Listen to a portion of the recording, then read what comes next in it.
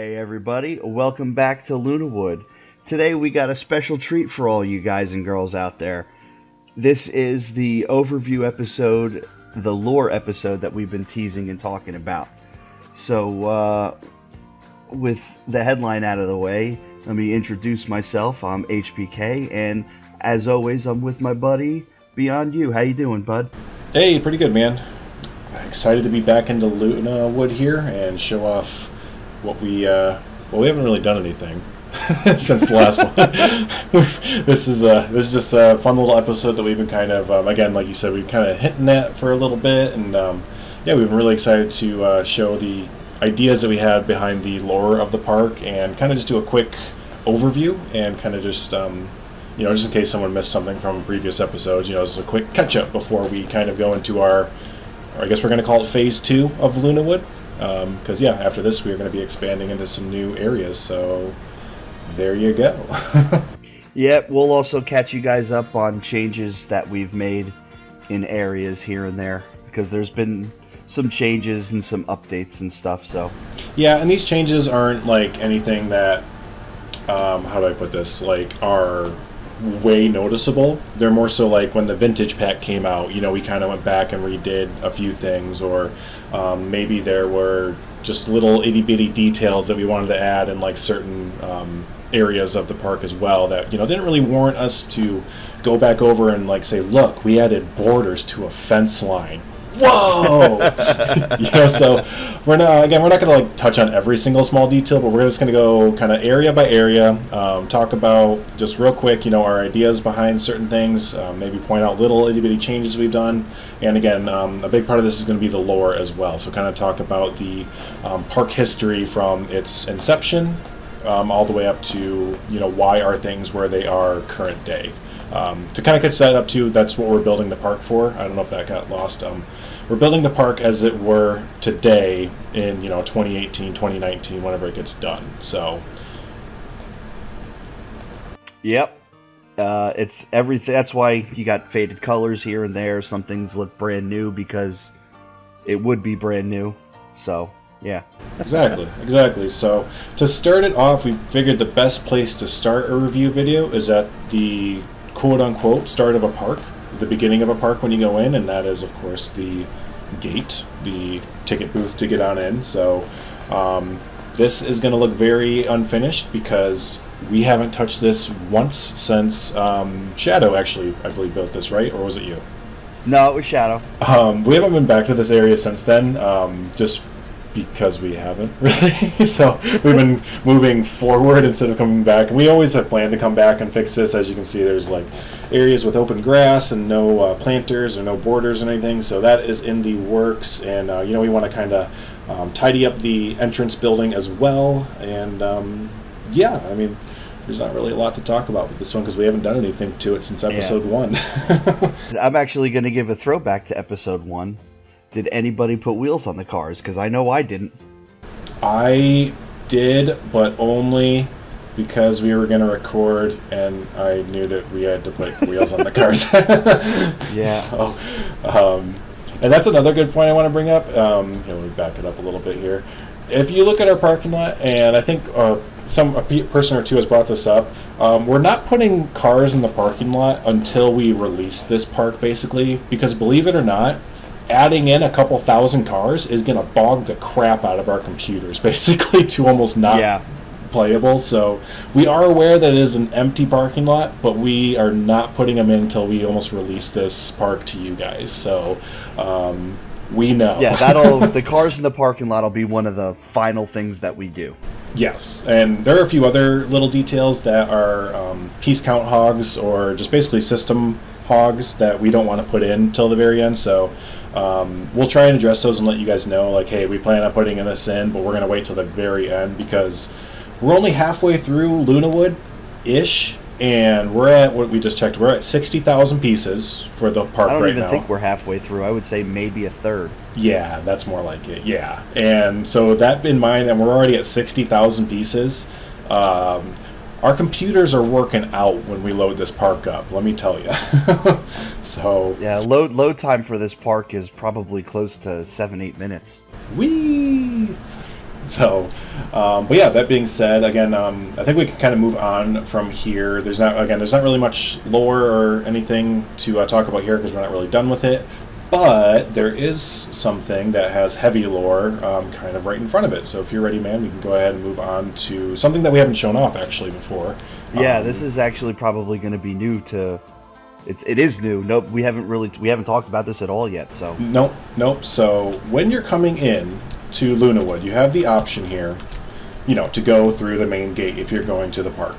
There's also this side road right here, and there's going to be a gate right here, and there's going to be a separate toll booth, I believe. But this leads to what would be the actual first ever area of LunaWood, and that is a campground.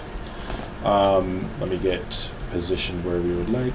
Let's go right here. This is party. This isn't fully finished, so most of everything you're going to see today, folks, is not fully finished, but the idea behind the campground is, as I just said, this is where LunaWood started. Our idea is that LunaWood was maybe established back in the 20s, 30s originally, maybe around even a there, little. yeah. Sure. And it started as a campground, and it was encompassing this giant LunaWood park, basically, that was privately owned. So the person who owned it built a campground, and it was a huge campground that went all over. And yeah, the idea is that as the time went on, as the decades went on, to keep people on the campground longer, they started to build attractions, very small things. Maybe started with like a horse trail at first, and then maybe they upgraded to maybe a Ferris wheel or carousel, like a small one. And you'll see this a lot in campgrounds and other attractions. The whole point is to keep guests on your property, to spend money on your property as long as they can, i.e. Disney, Universal, SeaWorld, So LunaWood is no different. Yeah, so then from there's probably an open field somewhere, and they're like, how about we have the fair there, the town fair or whatever. So all the trucks would come in, and they would bring the fair rides, and exactly. And then from there, it was like, why do we keep paying the fair people to come here? Why don't we build one ourselves? Right. And that's where the foundations of starting an amusement park, the inception of the idea, probably came from. And slowly but surely throughout the decades, as amusement parks and theme parks became more popular in the late 60s, 70s, up to the 80s, they probably would start to slowly but surely, say, okay, we can get rid of this section of the campground. Let's replace this with like the entranceway to our new theme park or amusement park. And then, slowly but surely the amusement park started to become more profitable than the campground, to the point where, it just became LunaWood, transitioned from LunaWood Campground to LunaWood Amusement Park, sorry, we only have one at the moment. To the point where, in modern day, I'll actually, one second, let me lift the camera up here a little bit, to where the campground has shrunk down to just a few spots, to where it's almost just like a novelty, that maybe... It's for people that come that didn't want to pay the overpriced hotel fares down the road, down the highway, they can pay the overpriced campground fee. Exactly. And they come with their camper, and they can park, they get charged overnight or whatever, and when the park closes, there's a campfire there in the middle of it, and they get looks at the water and whatnot. Like I said, it's not completely finished. No. It's finished enough to the point where we feel comfortable showing it off. So, at least the layout of it. Yeah, I still I'm kind of taking this one on a little bit here. Got definitely a lot more details and stuff like that, but I think this is a great representation showing right here of how close, or how much, I don't know, not caring is the word or not, but just how close and how much they don't care about the campground anymore, that the Megalite turnaround right here is right next door to some campers. So while it would be cool to stay here, if you're trying to go to sleep at let's say you're an early, someone to go to bed around 7 or 8, like older people, the park's going to still be open, and it's going to be loud as hell right there. But, yeah. That's, again, just kind of showing that, throughout the years, as the amusement park started to become their bread and butter, they were like, we'll keep the campground around. It's a historic campground, yada, yada, but I don't care about it, man. It's just taking up room. So, but yeah, that's a quick overlook at the campground. We definitely will be visiting this in future episodes, especially as we expand out. This whole area that we're showing off here is going to be expanded out with some new stuff. We'll go ahead and visit the campground again in the future. Yep, as progress goes, you guys will see it. Okay, so here we are in our entrance plaza, and this should look wildly familiar to everyone because I feel like we start every single episode here just about. So, but really thinking about it, we haven't really done anything different to the entrance plaza since episode 1. And, you know, as far as lore and all that stuff goes, it's the entrance of the park, you know? Yeah. That's about it. Future plans, I know HP, you've been talking about wanting to take these lights out, and I fully agree. The street lights. Yeah.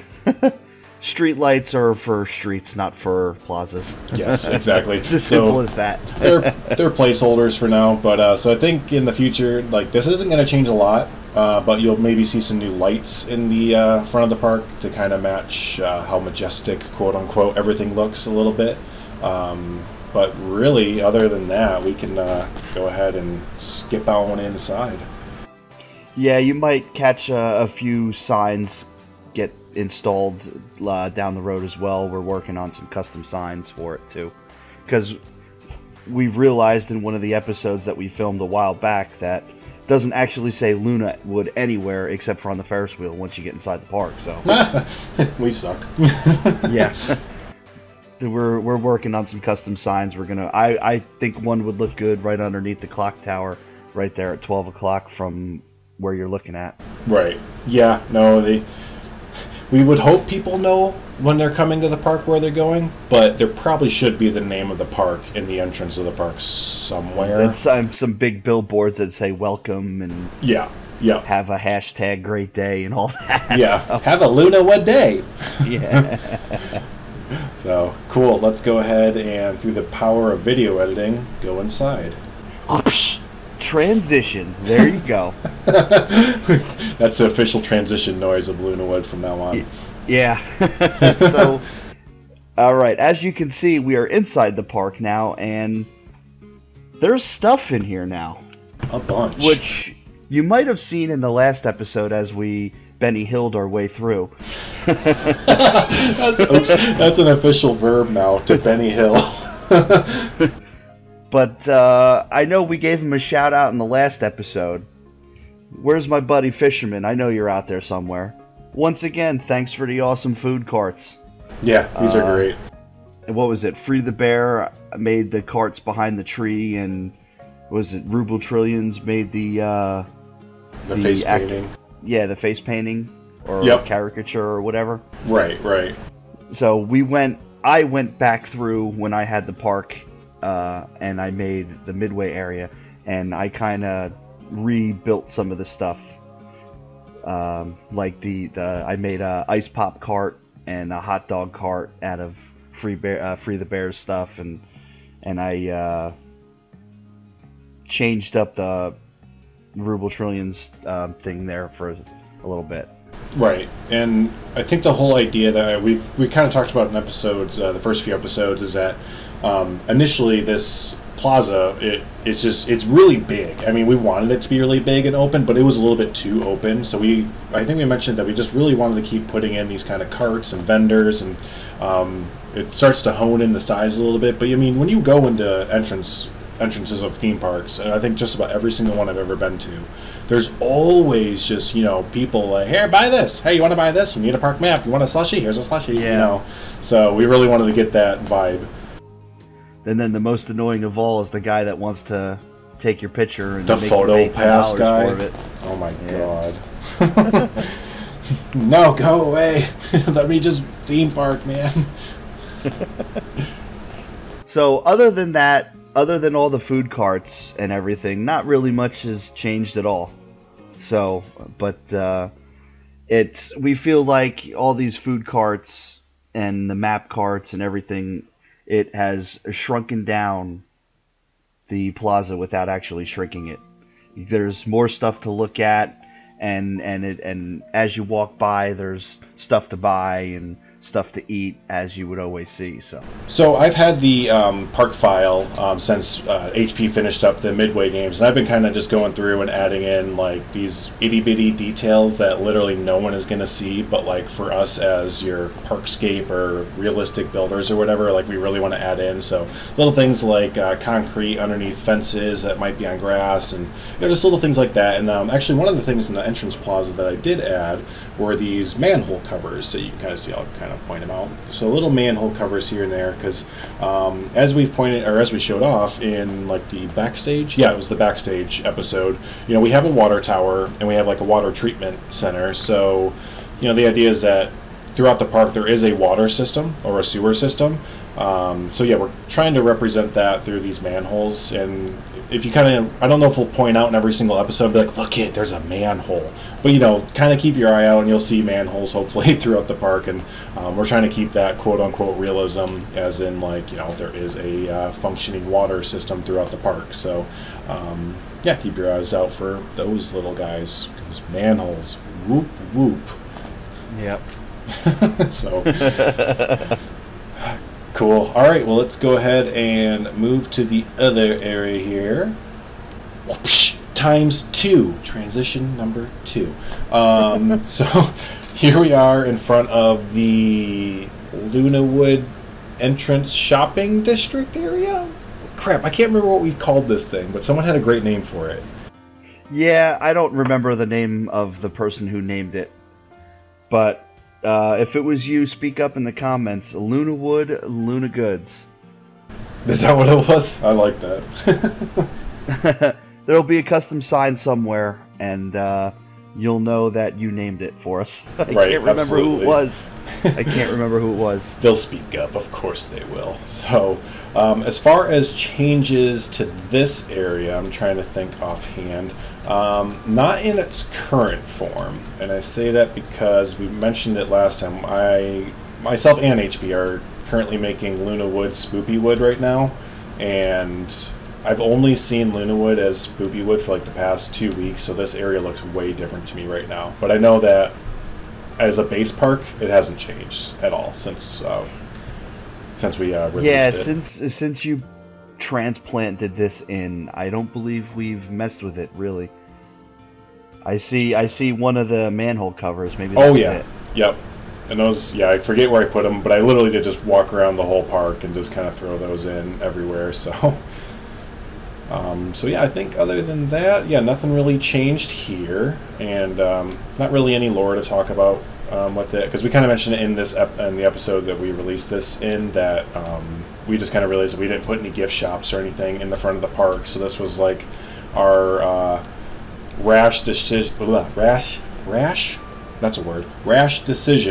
to have to put in a shopping area. And those of you who've been following this series long enough, or since the beginning, know that we used to have a restaurant here called the Brick House. And again, Brick House is not dead. It's just sitting on the sideline, listening to "Put Me In, Coach." It's we just got to find a spot for it.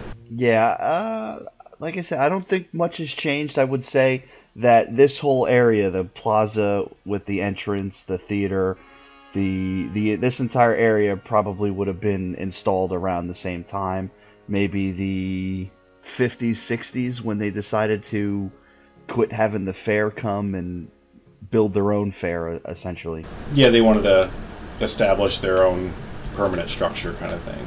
From there, it's time to get a little 80s and move on to the action zone. Yep. Okay, so actually on our way to the action zone, I forgot, I can actually give you a physical example of those small details that I'm putting in right now as I have the park file.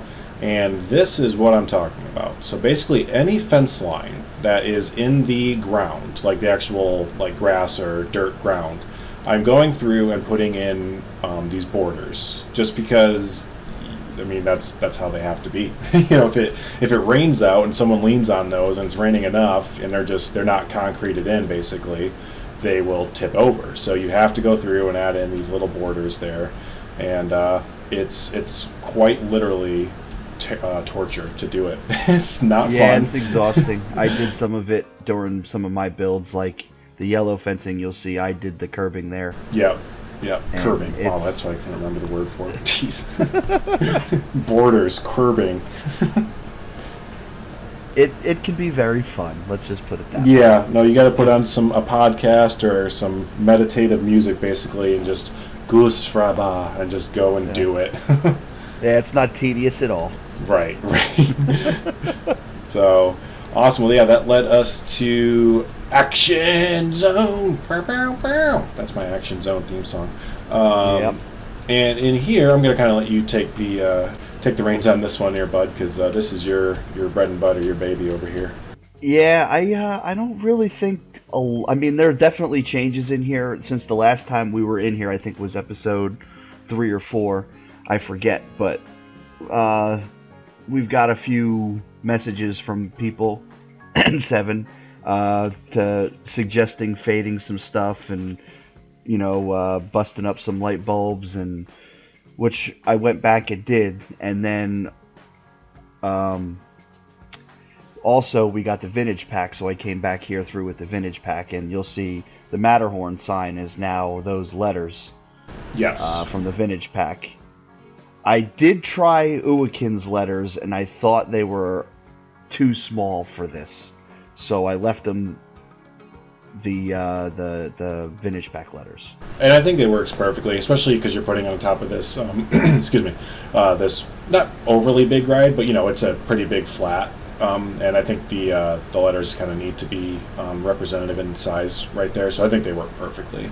Yeah, and looking at pictures of real ones where it does say Matterhorn or it says whatever the name of the ride is, it's usually just as big as the frame that it's underneath. So Uwakin's letters are terrific, but in this specific instance, I think they're too small. So right, and each one of these is one piece, and his letters, again, while amazing, it would probably have been a couple thousand pieces added on. So yeah, we gotta save as much as we can. Right, and then speaking of that, you said you replaced the Scorpion supports with the new in-game supports, so that's awesome. That was another thing I did that I think saved about 800 pieces. Yeah, thank you. So I don't know how much of the Scorpion here is left as Emax Magnus's, because I rebuilt the coaster and I put his supports to it, but then I rebuilt the supports with the in-game supports that we got. Right. So it looks good. I mean, you can't really tell. Again, that's what this episode's all about, showing off things you're never going to tell that we redid, but I know there's a niche group out there that likes hearing these kind of things, replacing and little details and stuff. So, one thing that you might notice that I changed, though, was the queue. Yes. And when we showed this off initially, you and Shadow both agreed that the queue was a little bit long. So I went back and redid it at some point, I don't remember. And I also put some queue covers in, and there's a midway through it. I know the billboards aren't always working 100% since we got the 1.7 update, because they just don't load custom images or in-game images correctly for whatever reason. So you'll see a few of them are black, but they're supposed to be vending machines. I know we got in-game vending machines, but the in-game vending machines don't attach to queue pads, so... Right, so this is the next best option, and again, that's such a good little touch, because you see that all the time, especially in like roller coaster lines that are long. They'll have vending machines, and even sometimes vendors going through selling water bottles or whatever. So yeah, I know at Great Adventure when they have a brand new ride, it was for Nitro. In the middle of the queue, they had a vendor that was selling water and soda, and he was later replaced seasons later by vending machines. So machines are taking our jobs already. Yep. You could also see some of the vintage stuff. There's the popcorn machine and the gumball machine, and I think that was really about it that I did over here. Perfect. I think I put a gumball machine in the Scorpion's Tail gift shop, and maybe a few more benches. Right. And then I put the clogged machine in the arcade and the. I want to show the arcade, but it's so depressing in there ever since the billboard images don't load correctly. Yeah, I can't tell you how many. Every time I get the park back from Beyond, I always reinstall the Shadows arcades.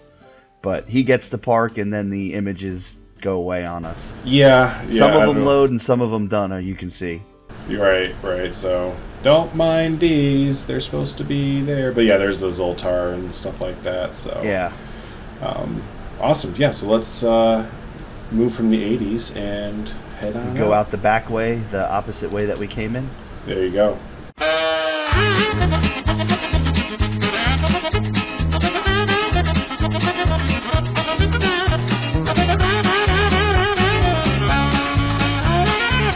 And look where we are here. The beauty of teleportation. We are now at the backside of the theater, and this is pretty much the opening plaza. You come in from the entrance, and you can go to either side, and you end up over here.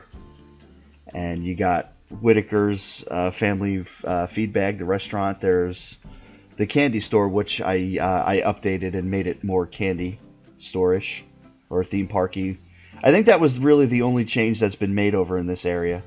So I put some cookies on the bottom line and some candy canes on the border. So you kind of get the idea, and I brightened up the green too. You kind of get the idea that it is a candy shop without reading the sign, which is what I wanted. Yeah, that looks a lot better now. It's definitely, that's a candy store. So. And I think that was really all that was done to this area. Those of you that have watched this episode, you pretty much know this area. You know, I guess you could talk about the lore, the museum, which is at the center of your screen, and you're gonna find all your lore on the park history here. I would assume that they would take overshots from airplanes over the years, and there's probably maybe one every decade, and it has the pictures as the park grew.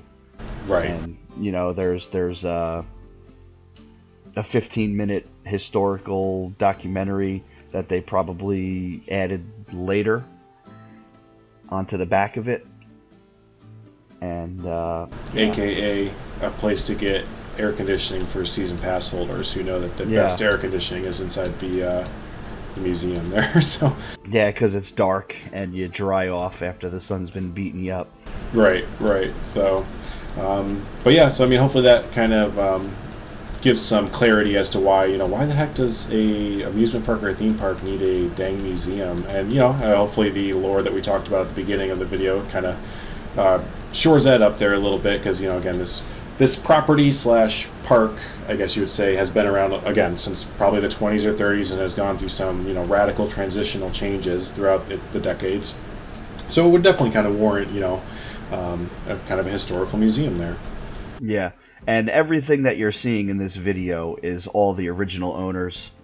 The company that swoops in and buys it and makes it an actual regional theme park has yet to purchase it. I mean, they bought it, and today, in 2018, they've owned it since probably the 1980s. But everything that we've built so far is the original park under the original owners. Yes. We kind of figured out that the last addition that the original owners would have done would have been in the action zone. Yeah, and we should have mentioned this in the action zone, but the idea that we had with the action zone is that maybe the original owner maybe fell on some maybe harder financial times with the park, and he was very short-sighted in his thinking, and that the action zone was probably beforehand had maybe a really old historical kind of ride in it, but he was like, no, get rid of it, throw down a bunch of concrete or whatever, and I need rides. Put in the newest and best rides. I need an arcade, right? Kids love arcades. Yeah, throw in an arcade. And that boomerang thing, yeah, I've heard of that. Throw that in there too. So it's like he was probably really short-sighted thinking. Yeah, the boomerang would have been a very cheap, thrilling roller coaster at the time to install. So Yeah. So everything in that area of the action zone is supposed to look very cheap, which I think HP pulled off perfectly in the best way possible.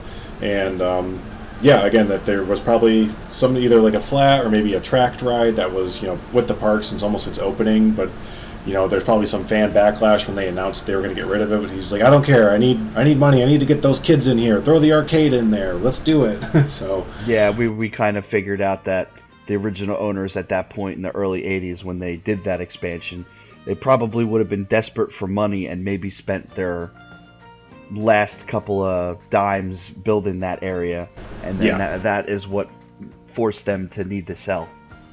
Right, and that's when, you know, as HP was just talking about there, come, you know, in swoops your either, not saying that this is who picked it up, but Cedar Fair, Six Flags, Busch Gardens, those kind of a company of that magnitude, not Disney, but that tier just underneath.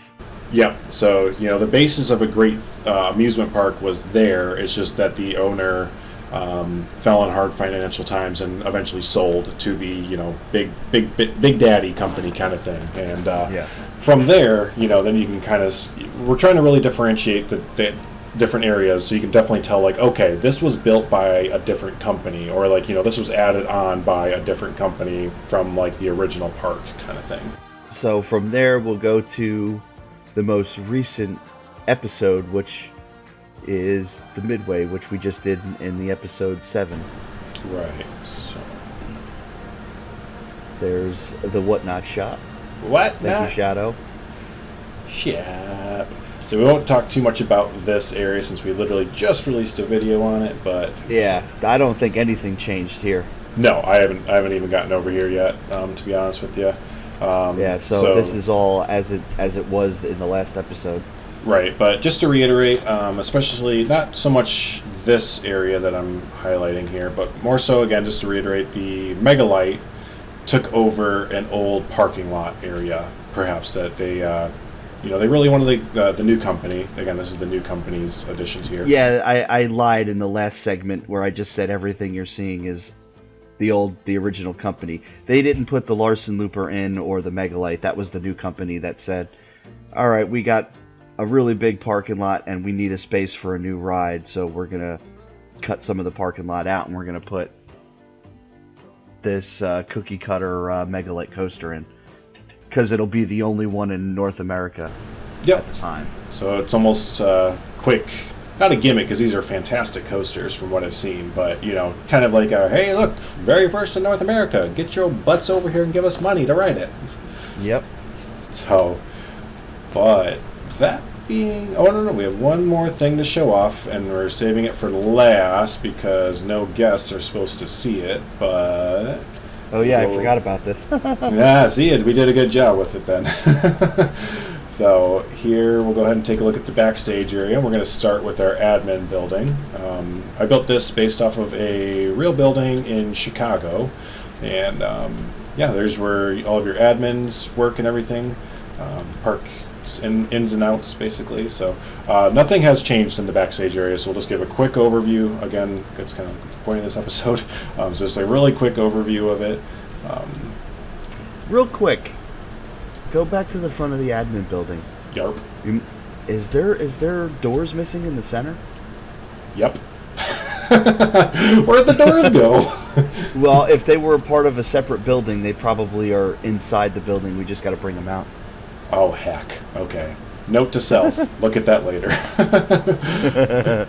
So I just realized that as we're going by. That's so funny. I didn't even notice. Yeah, there's totally right here supposed to be a kind of like a grand door entrance, because again, the admin building would have been almost one of the very first buildings built for the park when they were fully fleshing out the idea of, like, okay, maybe we can do this for real. Like, you know, they would have had to build their kind of backstage, you know, an administration building for your park workers. Yeah. So this is an old building, and even the real life picture I took from Chicago, it's a really old building as well, so it worked perfectly for this area.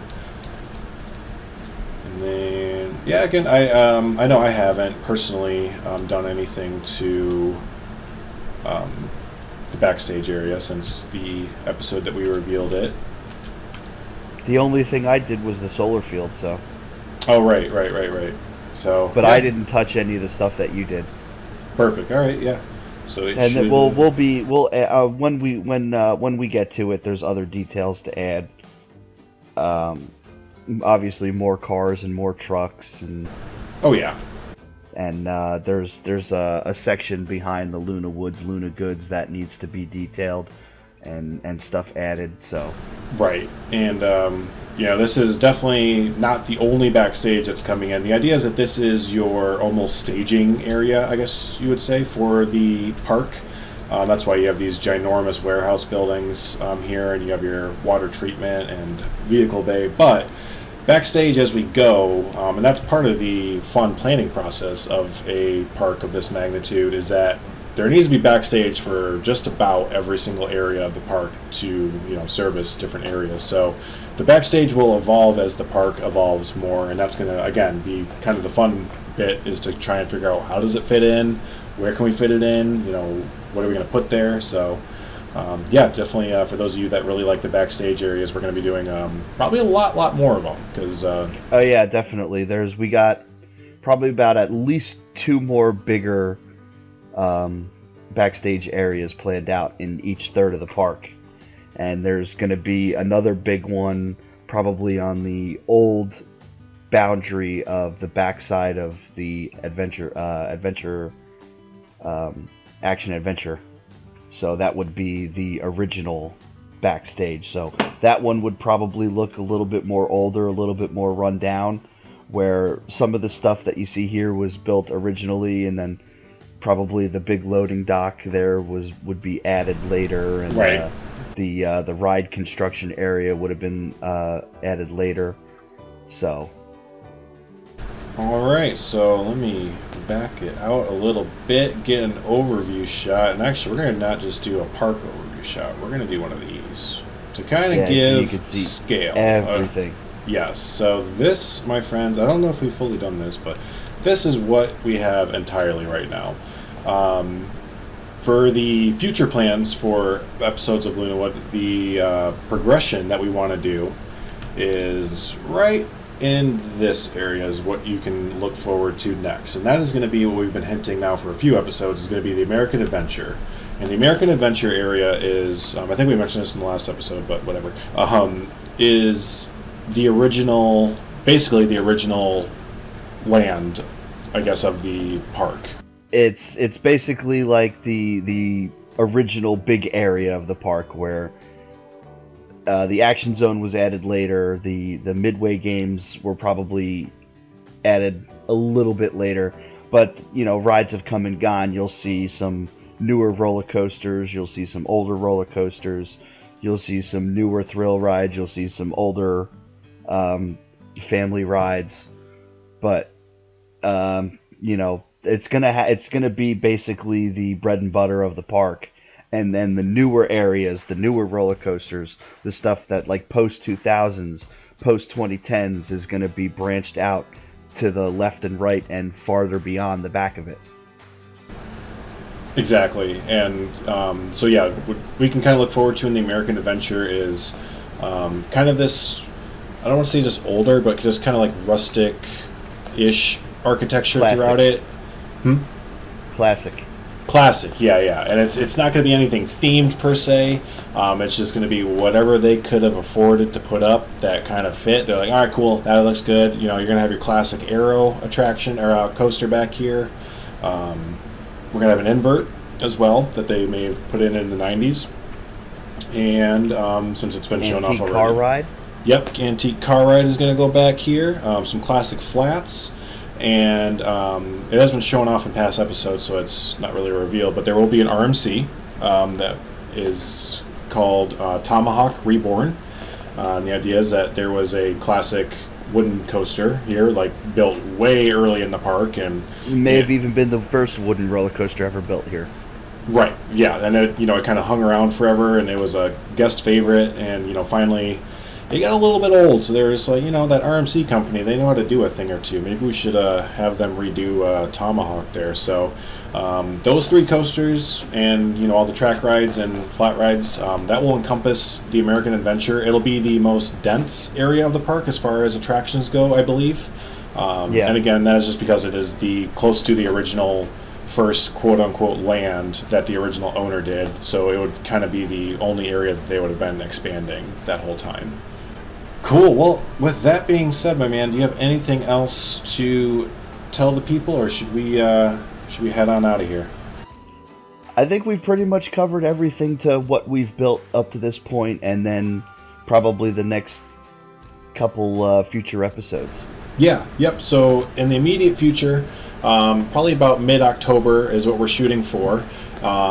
Look out for Spoopywood. I've been kind of alluding to that a little bit before, but like I said, I have the park right now, and I've been building spooky stuff in it. We're even doing some haunted walkthrough attractions that I think we can get it to work where the guests actually walk through the haunted house. HP, I think you said you wanted to. I'm gonna do a corn maze. Doing a corn maze, that's going to be awesome. So yeah, it's been a lot of fun decorating just about the whole park for Halloween and stuff like that, and I can't wait to show it off. It's coming out really well. I'm pumped. Yeah. So awesome. Well, yeah, that is kind of our overview, our lore view, and our kind of future map for LunaWood. Again, we always appreciate whenever we hear from you guys, whether it's critiquing, praising. We like that one more. I'm just kidding. But no, we always appreciate the interaction with you guys, so don't be shy. Go ahead and leave a comment down below. Let us know what is up. If it's your first time heading through here, don't forget to hit subscribe to get up-to-date info on LunaWood, and don't forget to give this video a like. It does help out the video immensely, and yeah, we really appreciate everyone who's sticking around with LunaWood and keeps viewing every time. Yeah. Also, real quick, the Midway area, we forgot to mention this in the last episode, and we forgot to mention it when we were talking about it, but we have no name for it. So you guys got ideas for names for the Midway boardwalky type area that's over there in the middle right of your screen. Don't be afraid to send us an idea.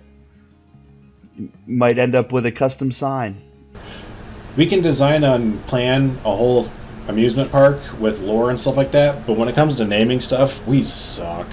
Yeah. So, but unless it's a generic name like Rush or Scorpion. Yeah, we're really good at generic stuff. We can do that. So, awesome, man. All right, well, hey, for LunaWood, I have been Beyondyou89. I'm HPK. Thanks for checking us out. Get us out of here, Beyond You. All right, we'll see you guys next time. Thanks. See ya. Later.